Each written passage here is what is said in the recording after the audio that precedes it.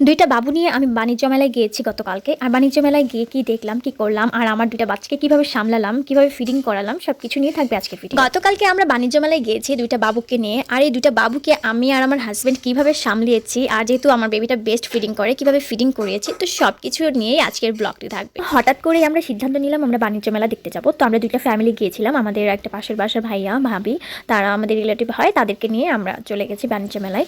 যেহেতু জান্নাতের বাবা নিজেই ড্রাইভ করে, তো সেই জন্য আমি পিছনে একটু রিল্যাক্সে ছিলাম, কারণ আমি ড্রাইভিং যে সেটা হলো আমি খুব ভয় পাই। গাড়িতে চলাফেরা আমার ভীষণ রকমের ভয় থাকে। যদি আমার হাজব্যান্ড ড্রাইভ করে তো সেই জন্য আমার আর কি বেশি টেনশন থাকে না। আর আমাদের নিজেদের গাড়ি, তো উনি সবসময় ড্রাইভ করে। অলমোস্ট বাণিজ্য মেলায় পৌঁছাতে আমাদের বিকেল 4টা বেজে গেছে, তো সেজন্য আর কি একটু ঠান্ডা ঠান্ডাও লাগছিল। ছোট বেবিটা আমার কোলে ছিল, আর বড়জনকে রেখেছিল ওর বাবা, জান্নাতের বাবা রেখেছিল। কিন্তু যেহেতু আমার ভাবি আমার সাথে গিয়েছে, তো আমার জন্য অনেক বেশি হেল্পফুল হয়েছে, কারণ সে আমার বেবিটাকে অনেক ক্যারি করেছে।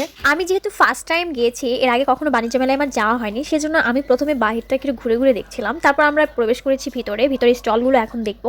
তো জাইফামণিকে দিয়ে দিয়েছি জান্নাতের বাবার কোলে, আসলে বেচারার অনেক বেশি কষ্ট হচ্ছিল। তো তারপর বাণিজ্য মেলায় দেখলাম অনেক সুন্দর সুন্দর কমফোর্ট বিক্রি করছিল। আসলে কমফোর্টগুলো এত বেশি প্রাইস ছিল, মানে বলার বাইরে। এতটা যে হাইফাই তা না, অনেকটা পাতলাই মনে হলো আমার কাছে, ধরে দেখলাম অনেক পাতলা, বাট দেখতে কালারটা সুন্দর। তো যাই হোক, এগুলো অনেক বেশি প্রাইস ছিল, আর আমি নিব না, কারণ আমার বাজেটের ওভার এটা। তো তারপরে দেখছিলাম সুন্দর সুন্দর চাদর, কিং সাইজের চাদরগুলো ছিল এখানে 1600 টাকা করে। আমার কাছে কেন জানি মনে হচ্ছিল অনেক বেশি প্রাইস, আর বাবা আমাদের জন্য এগুলো না। আমি জাস্ট দেখতেই গিয়েছিলাম, আমি কেনার উদ্দেশ্যে যাই। তারপরে দেখলাম যে দুবাইয়ের কিছু কালেকশন এখানে অনেক সুন্দর সুন্দর মানে ডিজাইন ছিল, যেগুলো অনেক বেশি ইউনিক আর অনেক বেশি এক্সপেন্সিভ। তো আমি দেখতেছিলাম, আসলে নিব না, সব কিছুই সুন্দর, নিতে ইচ্ছা করলেও নিব না, বাট আমার কাছে এখন মানে এত বেশি হাই প্রাইসে নেওয়া সম্ভব না। তো তারপর দেখলাম এই কুশন কভারগুলো এত বেশি সুন্দর, বাবারে আমার দেখেই মনে হচ্ছিল আমি সবগুলো নিয়ে নিই। তারপর জুতিগুলো এত কিউট ছিল, তো সবগুলো প্রাইস এখানে দেওয়াই ছিল। তারপরে দেখছিলাম যে এখানে আপনার ইন্ডিয়ান কিছু কালেকশন আছে, তো সেই জন্য আমি আপনাদের একটু দেখাই, কি সুন্দর সুন্দর দেখেন ব্যাগগুলোর কালেকশন অনেক সুন্দর। আর এই ঝুড়িটা আমার হাতে দেখছেন, এটা কিন্তু সম্পূর্ণ পুঁতি দিয়ে করছে, তো অনেক অনেক সুন্দর। তো আমি তাদের জিজ্ঞেস করছিলাম আসলে এটা কীরকম প্রাইস কেমন কি, সে আমাকে বলছিল যে একটার দাম 800 টাকা, একটার দাম 1000 টাকা, এক একটার এক এক রকম প্রাইস ছিল, বাট অনেক অনেক সুন্দর, আর তাদের ব্যবহারও অনেক ভালো ছিল। তো এখন চলুন আপনাদেরকে বলি যে আমি এই যে ঘুরতে গেলাম দুইটা বেবিকে নিয়ে, আমি সাথে কি নিয়েছিলাম আর আমি কিভাবে ওদেরকে টেক কেয়ার করলাম।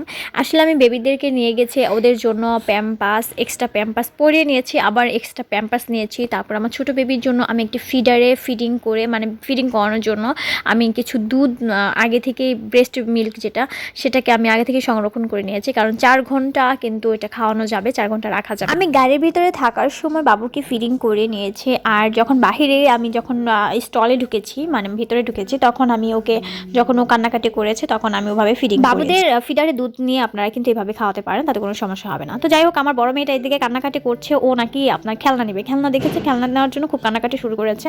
দেন আমরা চলে যাবো এখন খেলনার দোকানে। বাচ্চাদের নিয়ে কোথাও গেলে এই একটা সমস্যা যে বাচ্চারা শুধু কান্নাকাটি করে, যা দেখবে তার জন্যই কান্নাকাটি করবে। তো যাই হোক, 130 টাকার দোকানে চলে গিয়েছে, এখানে যা নেবেন যা দেখবেন সবই 130 টাকা, সব রকমের খেলনা 130 টাকা। তো পরে আমার বেবিটা দেখছি ও এটা না ওইটা, ও এরকম করতেছে, কিন্তু আমি ওকে একটা বোর্ড কিনে দিব, কারণ ওর যে বোর্ড আছে সেটার মানে পেন্সিলটা আর কি নষ্ট হয়ে গেছে। পরে ফাইনালি ওকে একটা বোর্ড কিনে দিলাম। এই যে দেখেন, গাড়ির ভিতরে বসে বসেও কিন্তু বোর্ড দিয়ে খেলতেছে। তো যাই হোক, আপনাদের সাথে শর্টকাটে কিন্তু ভিডিওটা শেয়ার করলাম। তো যারা ছোট বাবু নিয়ে বাইরে ঘুরতে যেতে চান, মানে ফিডিং করে এরকম বাচ্চা নিয়ে যান, তাহলে কি করবেন, এরকম ফিডারে কিন্তু দুধ কালেক্ট করে নিয়ে যাবেন, 2-4 ঘন্টা আপনি রেখে খাওয়াতে পারবেন। আর অবশ্যই এমন জামা পরবেন যেন ওকে বাবুকে ফিডিং করানো যায়। ভালো থাকো, আল্লাহ হাফেজ, টেক কেয়ার।